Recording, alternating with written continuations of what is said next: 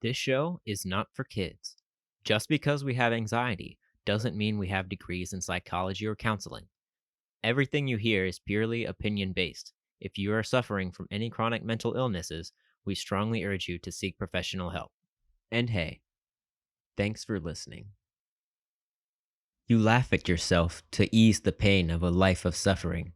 Self deprecating humor is pretty funny, isn't it? But is it really? Hello, and welcome to Anxious Humor.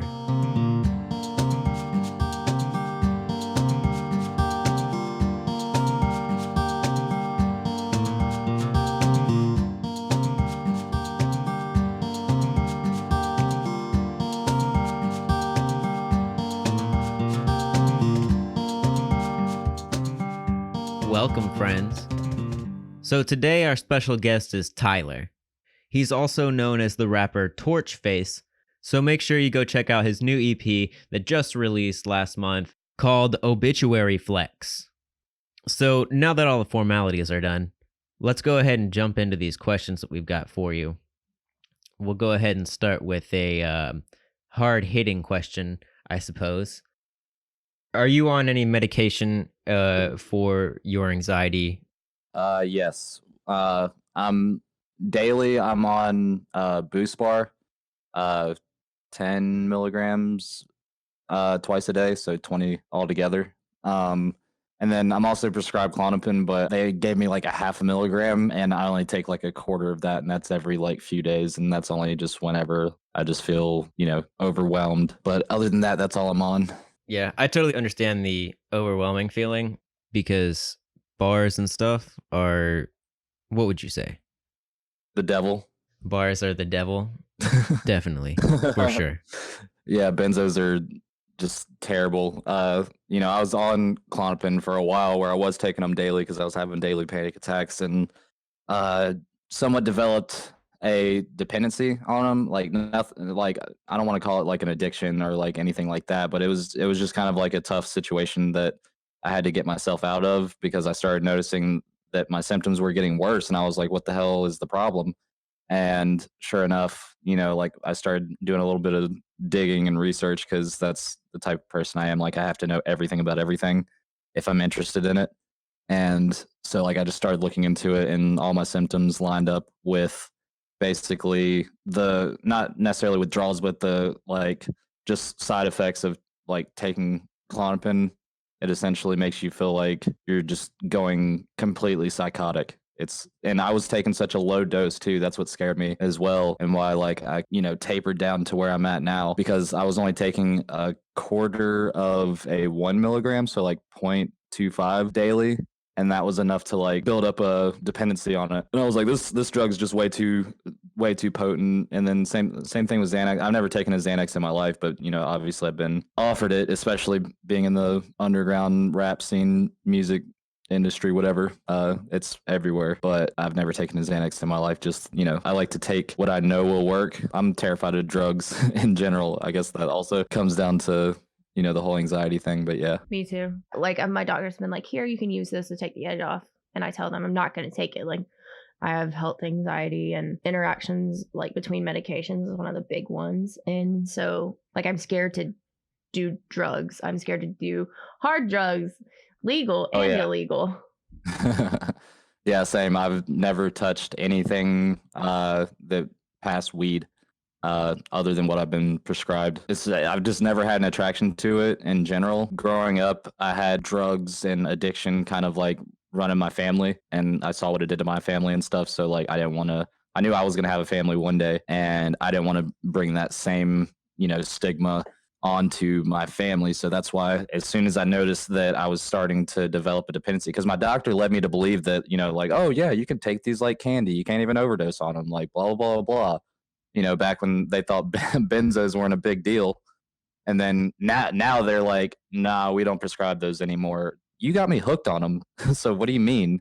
Like, You were the ones telling me that this is completely safe. Now I feel like my panic attacks are worse. I feel like I'm like not even inside my own body, just like a mindless drone pretty much, and I'm not even taking that much. That's why I wanted to nip it in the butt right then and there, and I just tapered on my own. I got them to lower my dosage, working my way down to a quarter of that. So now whenever I do take it, I've gotten to the point now where I just take it like maybe once or twice a week. It just depends. But yeah, I just wanted to go ahead and nip it in the butt before it got to like where I was needing like 1 milligram a day or 2 milligrams a day. Like my mom, she was on 2 milligrams a day that she was prescribed, and I was not trying to. I was not trying to get to that point. Yeah, my dad's the same way. He's well, not with Klonopin. He used to be on Klonopin, but he's kind of dependent on Xanax. You wouldn't Not, say that he's I mean, addicted so much as he's dependent. right. Like his anxiety is so severe and his what do you call it? That phobia. Like agoraphobic. Agoraphobic, thank you. Yeah. His like Yeah. agoraphobia had gotten so bad, and I watched it develop over the years. Like he would have panic attacks with me as a young kid, and I didn't understand until it developed in me. But I'm getting off on a tangent. But yeah, so No, I totally understand because it's the same way with my fiance. Me and her have the same issues. For the most part, we relate on a lot of things, so it's nice to like have somebody to lean back on. Because like mine also kind of comes from my mom's side. I didn't know this until like I started having to deal with it. I didn't remember her having panic attacks or anything like that, but she has real bad driving anxiety. She hates driving and stuff like that. And then I used to be totally fine with driving, and eventually I just kind of developed a real bad driving anxiety. I'm sure Michael's heard it several times that I'm like, God, I can't. I don't see how you even drive from Greenville. I would be miserable. you're just more so like night driving and Yeah. driving in bad weather. It's hard when it's raining, or it's hard for me to see, especially at night, and it's raining. It's so bad just because I don't know where I'm going. I can only see so far in front of my face because of my glasses. Yeah, that's spot on. Exactly how it is for nighttime driving and really bad weather. Even bad weather like during the day. Like you said, if I can't see that well, I just like it's almost like my vision even starts getting blurry, and like my hands start going kind of numb, like up my forearms and stuff, and like I'm just like really tense. So by the time I get home, my whole body's just like sore. Yeah, I get really sweaty like a pig. Yeah, my my palms start sweating, and it's just like I'm ready to just get home and hop in a cold shower to like ease my anxiety, as well as like I just feel gross because I'm drenched. I feel that anxiety takes a really big and a lot of people, I guess, don't understand that sometimes, or it's a big misconception that it's all like, up in the head, but it takes like a real physical toll on your body, especially panic attacks. I remember when I used to have panic attacks like really frequently. It would take me out for the day. Like I would have a really severe one, and then I'd be exhausted. I'd be so tired that I would just want to lay around. Oh yeah. I couldn't get anything done because I just wanted to sleep. My body was exhausted. My adrenaline was gone. I couldn't. Mm-hmm. Yeah, I can never do anything when I have panic attacks. I just get exhausted. I literally just want to like curl up in a ball. Whenever it got to a point where it was, like a daily thing, it definitely like spiked a depression to where I didn't want to do absolutely anything because I was just terrified that it's like you have a panic attack in a certain situation, and then you just remember always having a panic attack in that situation. So then it's like you're scared to ever do that again because you don't want it to happen again. But then it's like every little thing you become like scared of, and it's like, fuck, like I can't live with it. Like I said, I've had panic attacks while driving, so now driving scares the shit out of me. I've had panic attacks like walking down the hallway or whatever, like, and like you said, it just like completely drains you of like everything. And then for me, it just made me like super depressed because I was like, I feel like I can't do anything. I don't want to, and now I don't want to do anything. I just want to stay home and stay in my safe zone, my haven. Right, and that's where agoraphobia comes in a lot of times with anxiety. That's why it's so common. It's that vicious cycle, man. Oh yeah, yeah. I can't stand going into a Walmart. I was literally just in. That's why I was running a little bit behind for the episode tonight because I had to run to Walmart. And I accidentally put it off a little too long just because I literally dread going in there every single time because I just get super anxious. So many people. That's why I like self-checkouts. Yeah, I go to self-checkout as much as possible. How do you use humor as a coping mechanism. Pretty much as simple as that. Like I just do it, and I just do it in a sense of like because it makes me feel better about it. You know what I'm saying? Like that's how I've done my whole life with any serious situation. I feel like I kind of try and find humor in it just so that way it can kind of like ease the tension of a serious situation. Like even with my dad passing away at an early age and stuff, like it took a while, but now with the family functions and stuff like that, they know that I'm kind of a goofball, but I can like make jokes about my dad's passing and it, be tasteful, obviously, but Yeah. well, well, it's kind of, it's actually not Tasteful very tasteful. fatalism. Yeah, I remember the first joke I said, and it wasn't tasteful at all. But luckily, I of it. So from the fam. But yeah, like I just use it to basically cope with it because it makes my situation seem like if I start dwelling on it and start researching and all this other stuff and thinking about it too much, then it just kind of like freaks me out and makes me scared of it. But if I make fun of it and kind of make it into a joke and or like almost like self-loathing humor type deal, then it makes me feel better about it and I can just kind of like laugh it off rather than like, tuck myself under my covers and hide Dwell myself in on the it. world.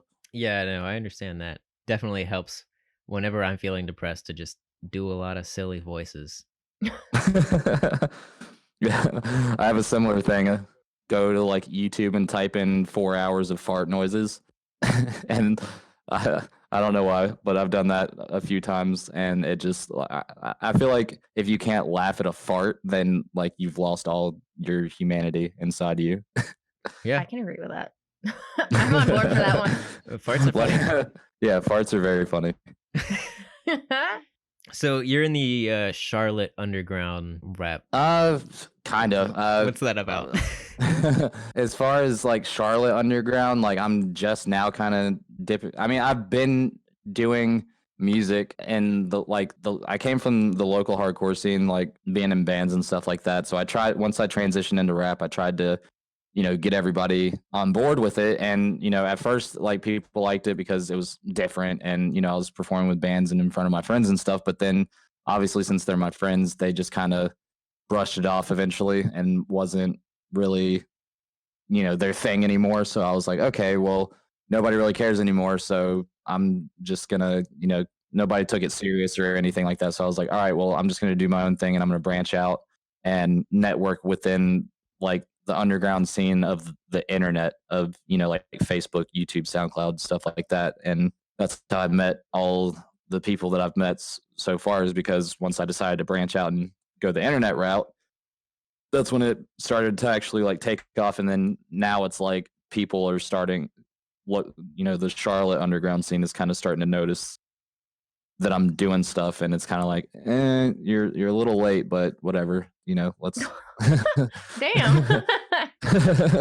Well, I mean, like it is what it is, and it's just one of those hard things that like I tried doing for so long, and nobody cared at all. But then, like even to this day, like I can throw a show in Charlotte, and 50 kids will show up, and that's awesome. Like I'm not complaining that about that, but it's kind of crazy that I can go across the country in LA and host a show and book, do all the booking, all that stuff with my friends, and we can bring out 150 plus people to a show. You see what I'm saying? So it's like, but I also kind of realized that like there's a whole new generation of Charlotte underground that I haven't been involved with because I didn't know them or anything like that. And so basically I had a realization that I'm not supporting these guys the way that I want to be supported. So how can I expect them to support me as well? And then that's when I started, trying to go outside of my comfort zone and, going to these local shows and networking with local artists and stuff like that, because I felt that like in order for me to get any type of support, I should also be showing support, because it's kind of unfair to I'm not a self-centered person, so I can't like expect that but not give it back if that makes sense. Yeah, absolutely. I totally understand supporting other artists, especially if like it's the same kind of stuff you're doing and you're into. So supporting others is supporting yourself as well. Yeah, absolutely. And that was another thing too, because with the the whole anxiety thing and what I've been going through a lot lately, I don't think that there's like a doctor diagnosis for this. There is like a term for it, but like depersonalization, derealization. I've dealt with Holy that. shit. Yeah. I went through a whole like half a year completely depersonalized. Hmm. Um, and for the long, like it was a consistent thing. I was bedridden. I couldn't do anything. Not to interrupt you, I don't meet Oh no, many yeah. people who like go through depersonalization to an extent that I did. Like Yeah, Michael's because like I try experienced to it. explain it to people, and people like look at me like I'm crazy, and I'm like I'm not crazy, like but it's so hard to explain. You have to experience it to actually like know what it's like. Right. And the best way I can experience it or I can explain it to people is like, I'm here and I know that I'm here, but I can't feel myself. Like I could, like when I was going through it, the way I experienced it is you know how when you move your arm, you can feel your muscles contracting and flexing and all that. But I couldn't feel that. Like I couldn't physically feel myself and I wasn't inside of myself. I was in this fishbowl and I was absolutely numb. Holy shit, you were like not only can you relate to it, but that's literally the way that I always explain it to people too. Is that like it was like my vision and or what? Not even my vision, but like my conscience Like was your like perception of a fish. reality. Yeah, it's like a fisheye lens almost. Like it's so hard to explain. So it's kind of like the fishbowl effect, and another good thing that I read when I was like looking into it as well, uh, that described it was basically like there's like a window pane between like your inner self and reality. Yes, exactly. Yeah. For me, it feels like I'm sitting in a movie theater, watching a movie, but it's what I'm doing. I just have like It's a your life. hazy, yeah, I just have like this hazy vignette around my vision. It's not necessarily blurry, but it's just out of focus. Like out of Exactly. body. Yeah. Yeah, like it's like yeah, I know exactly what anybody that's listening to this is probably going to be like, what are these freaks talking about? But like I know exactly what you're saying. This is like it's crazy because even when we're at work and stuff like that, like I experience it constantly. And back to what she said about it was like 6 months for you. Like it's been an ongoing thing for me as well for getting close to a year, and it's like I've had it before, like I had different episodes of it, but it hasn't lasted this long. And honestly, like I do kind of agree that it is somewhat of like a mental thing, because I feel like the more that I got fixated on it, the more that I let it control me rather than the other way around. Oh, Because like absolutely. there's times where I feel like I can like kind of like take a step back and kind of like welcome it, and then it doesn't happen as intensely, and then it just kind of goes away, or I just kind of stop thinking about it. But the less and less that I stay fixated on it, it's like I'm good. But then once I start thinking about it or whatever, like I can almost talk myself into it, but I can also now talk myself out of it. I was just gonna say, like, I had to learn how to do that. Like, I had to learn when it was really bad, like in like the depths of it, when I was like housebound and stuff. I like, I could, I wanted to read about it so bad because my anxiety was like, what's going on with me at the time? I didn't have health insurance, so I couldn't see a professional, and I'm like, I don't know what to do with myself. I'm actually going crazy, and it took me like distracting my mind away from what was actually happening, and I just got myself out of it somehow. And I do come back in and out of it. I don't think it's ever going to completely go away.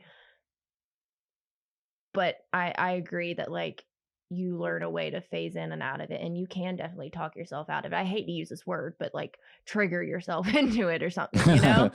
And see, used to for me it was just panic attacks, and then I don't really it know dev- what happened. just like develops into this like I like to compare it to, like, I'm not religious, but like, somewhat spiritual. Like I believe in, energy and the universe and all that jazz. That's a totally separate conversation. Right. But like I almost describe it as, like what, dark energy or like whatever, like that's one of the things that triggers me when I'm around certain people, and I just pick up these like really awful vibes off of them. I just get like really uncomfortable, and it starts to kind of like trigger that feeling almost. And like I don't want to say it's, demons obviously, because that's stupid, but but it's just like their energy just kind of like like I don't know. It's almost like we're so in tune with our minds because we spend so much time in our minds that we pick up on like things like that a lot better than, like normal people who like don't experience stuff like this. So it's like they could be like, a good person on the outside, but then you just get this weird vibe from them. And like that's why, like, when I'm at work and stuff, depending on the client, like I literally will sit there and tattoo them for however long and not say a single word to them until we're done. Or there's someone rarely that I can just be tattooing and we could have a full on conversation. I just happen to be attracted to your energy. Like if your energy's good, then we can have a conversation. But I feel you on that. I'm in the same boat. Yeah. I think people with anxiety are just hypersensitive slash hyper aware. And that yeah, hyper fixation could be anywhere. Like yours could be on the energies from other people. With me, I don't sympathize with that so much. Mine's more like because mine's like a health thing. Like I'm a hypochondriac. I'm hyper aware of everything that goes on in my body and every little change. yeah, I'm right there with you. Like it's it's a blessing and a curse because, like I guess it's from like past experiences as well.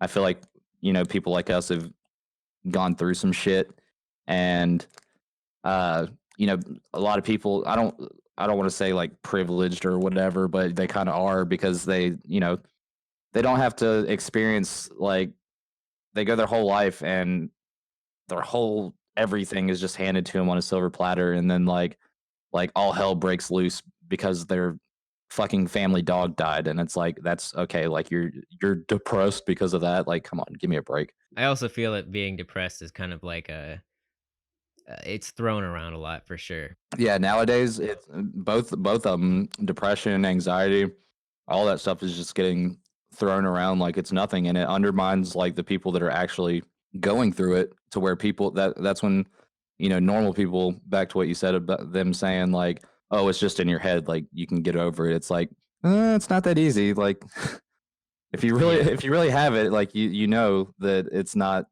that simple. Oh yeah. It's never that simple. Do you talk about your anxiety in your music at all? Yes. Not all the time, just because I don't know. I'm weird when it comes to music. Like I don't even like music when people talk about one subject for too Yeah, long of or course. too many times. Like that's why I can't stand Logic, the rapper, anymore, because literally all he talks about is that he's biracial in like almost every song.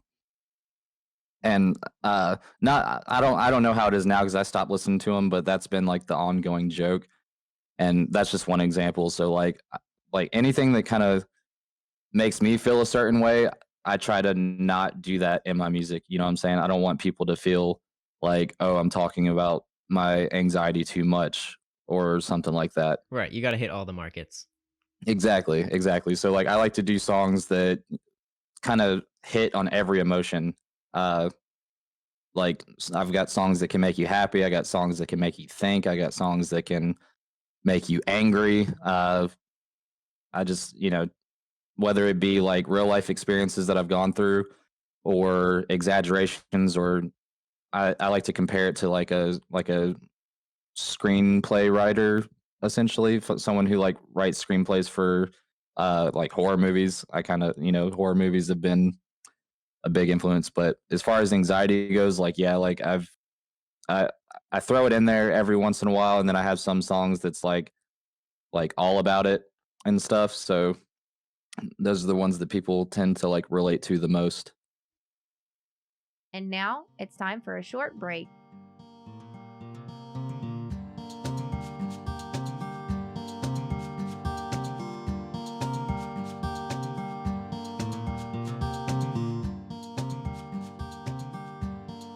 And welcome back to another Anxiety Corner, where we talk about weird social anxiety things on the Ask Reddit community. Reddit user DefMech says, I used to be so anxious before phone calls that I would have to write a script so I wouldn't go blank when the other person answered. My heart rate would go up through the roof and I couldn't think clearly. I needed to call my babysitter about something and her dad answered. I didn't account for that in the script, so I just kept talking to him as if it were her until he figured it out to put her on instead. I knew it was him, but as soon as I heard his voice, I was stuck and couldn't deviate from the script. I can relate to this a lot because I really hate phone calls. I really hate calling people. Yeah, I hate FaceTiming more than anything. Oh yeah, I don't use the FaceTime. Yeah, I don't use the FaceTime a lot. I don't go to the Walmart. Yeah. FaceTime is great and all, but like with random people that you barely know, they're not necessarily random people. It can be really stressful for sure. I remember I had a Skype interview a couple years ago, and I was like, I don't know what I'm gonna say. I hope she doesn't ask me some like crazy shit. So it went all right, but I clearly didn't get where I needed to be during the interview. So apparently I wasn't good enough. Yeah, I'm also just not a fan of talking on the phone because I start to overthink what I'm going to say, what my response is going to be, instead of it, just coming naturally or whatever. Like when somebody's talking to me, or even if I kind of start rambling, even right now, I kind of start stumbling over my words, and sometimes I'll like mix words up, and it's just like fuck. like this, I just don't even want to do this phone call at this point. Like I'm trying to like get my doctor's personal cell phone so I can just text him instead of calling his office. Yeah, text your local doctor. That should be a thing. There should be like an app for where you can just text your doctor. Hey, do you want to go ahead with the other one? Yeah, go for it. And that's why I started laughing earlier. This is from Reddit user Back to Classics. They say, when I started high school, I used to hide behind a vending machine during lunch because I didn't know anyone. A few days later, I noticed someone else hiding behind the vending machine right across from me. We became friends shortly after. That's great. I just like picture two like teenage kids like, but I guess maybe not hiding behind them like around the corner, but literally right behind them where they're fucking plugged up. Squeezed behind the wall. That's what I'm picturing in my head. Like, what the fuck are you doing? Yeah, that's the first thing that came to my head too. But like, just like imagine, like you put yourself in that position. Like you just go to this like little secret place, and then all of a sudden there's just some random ass person there, and just like, what are you doing here? trying to explain that to each other. It's just like, okay, like obviously we're best friends now. Right. It reminds me of the there's a Welcome to Night Vale episode where the school board votes to make getting snacks from the vending machines hard to do, like to make it more of a workout. The Hunger Games? Is it an ice facility? Oh shit. It's a very dangerous game, eating snacks. The most dangerous vending machine. This one's kind of short, but I think it's a good one to end off. So this one comes from Reddit user Cheesy Forever, but the number 4 for the word for, if that's not confusing for you. Yeah. I was buying a Zelda-themed wallet at an FYE once. The cashier asked me if I wanted a bag for it. I just stammered and said, "No thanks, I'll just equip it now." Equipped. I think people should use the word equip more often. It reminds me of the cool whip. Oh. Cool whip. Cool whip. Yeah. You do kind of. No, but I could just cool whip. Equipped. Equipped. But I can just see like someone saying something is equipped. So like you go to the gas station and you buy a pack of cigarettes, right? As soon as you put them in your pocket, it says cigarettes equipped. That's terrifying. Oh gosh. Yeah, that technology is like super scary. That's one thing that gives me anxieties. I feel like it's calls from me being attached to my damn phone too much. Oh, same, for sure. If I didn't have like WebMD and all this shit telling me I was gonna die on the internet, that'd Yeah. probably be a little bit better. But here we are. Oh yeah. Yeah, I spent too much time Googling stuff that I probably should not know because I am not a doctor and I should not, but at the same time, it kind of helps in a sense because then it's like, okay, maybe I should go to the doctor. And then you find out that you're actually, It prepares you for the worst. yeah, it prepares you for the absolute worst. And then you go to the doctor and they're like, dude, like you're literally healthy, completely healthy, nothing wrong with you. And I'm like, no, you're going to find something today. No. Like, I swear to God. Yeah. I had a physical on Monday just because like I haven't had one in a while. And we were laying in bed that night and I was like, Michael, do you think if I had an abdominal aortic aneurysm that she would have noticed? Ironically, that you say that. She's a doctor. I was supposed to have a physical yesterday, but I missed it because I thought that it was tomorrow. And then now I'm supposed to be there tomorrow at like 9 a.m. and I live at like an hour from my doctor's office. So like, I don't think that's going to happen. I'm probably going to miss it. Big oof. Yeah, I hate going to the doctor. It's such a pain. And not even because like if you go to the doctor, they're gonna tell you if something's wrong. It's like I don't know what's gonna happen if they tell me something's wrong. Yeah, I'm not prepared for it like mentally, but having the internet prepares you for it, but not in reality. It's like you get there and then it's just like in the back of your head, you're thinking absolutely everything's wrong with you, and then but you're hoping that nothing's wrong with you, and then come to find nothing is wrong with you, and you're just like, hold on a second, like, no, I coughed earlier in here, so I demand you tell me I have cancer. My lungs are collapsing. You need to look right now. Yeah. Yeah. I've been hitting my vape pen the entire way here. I'm pretty sure I have popcorn lungs, so you need to diagnose me real quick. As accurate as it can get. But then it doesn't matter, like, at least like for me, because the past few times that I've gone, aside from, like mental stuff, as far as everything else goes, like my heart is healthy as an ox, which is great to know because that's one of my biggest things. That stems from my dad passing away. He had a heart murmur, long story short. He wasn't supposed to live past the age of 12, and then he wasn't supposed to live past the age of 21. Then he lived to be 42. So he like doubled his lifespan. But him having that heart condition always like worried me. And my doctor's the same doctor who saw my dad up until, he had passed away. So it's like he knew my dad's condition, so he knows what to look for in me.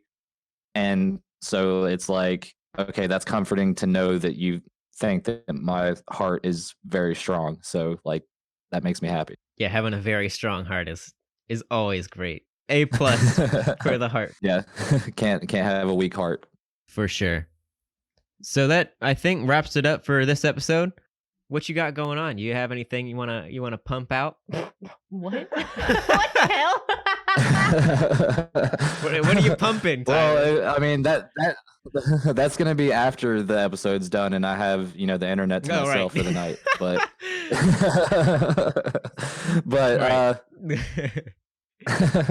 no, it's cool. I joke about porn all the time. Everybody watches porn. Everybody watches porn. I don't care who you are. Yeah. Exactly. Jinx. Stop. Jesus. God, you guys are like The Shining right now. All right, so yeah, I mean nothing really, like got shows coming up, music videos, all that good stuff. Yeah, bunch of cool stuff. I just got into video editing, so I'm like editing my own music videos now. Heck yeah, they looking slick, man. Thank you. Yeah, I just finished up this other commission that's like the best one I've done yet, and I'm super jealous of it. I wish I would have done it for mine, but whatever. Only get better from here. Yeah. Probably not. I haven't even released this one. Probably not. You showed me somebody. I showed you a few. I don't think it was. It might have been Kappa. But it wasn't from Tyler. Maybe I did a little bit on Kappa. My boy Blanco did pretty much everything on that. The only thing I did was I just like tested it out to see if I could do the whole like masking and get to where like I could put, you know, some sort of 3D animation like the skull Right. that was back there. I just wanted to see if I could even do it, and if I could, if it actually looked cool. And I ended up just like keeping it and was like, okay, Hell rad. I'm gonna do that. So yeah, I just added like the little things on that video, but everything else was from Blanco Pages. Nice, He did man. 90% of the work. Well, you were in it. So, Yeah, yeah. I was there. You know, I made an appearance for it. We appreciate you coming on and talking about your business. And happy to have you on again sometime.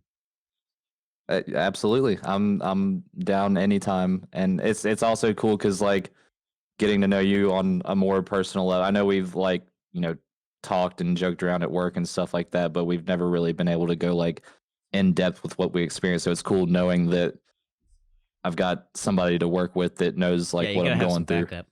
Thanks, man. Thanks for spending some time with us and getting to know us a little better. I know we've never met, but it was nice to meet you vocally. Nice to meet you. Cyberly, I guess. Yeah. Cyberly. There we go. Yeah. Thanks for having me. It's been a blast.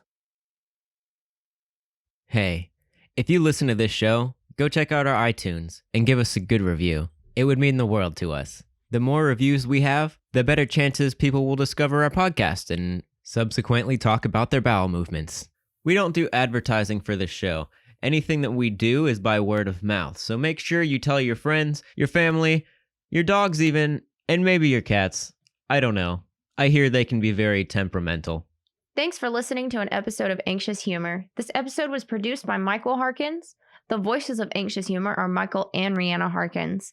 You can subscribe to our mailing list and find more information on the podcast at www.anxioushumor.com. If you'd like to talk with us about your darkest fears and anxieties, or even just chat with us about how you cope, give us a call at 864-719-2205.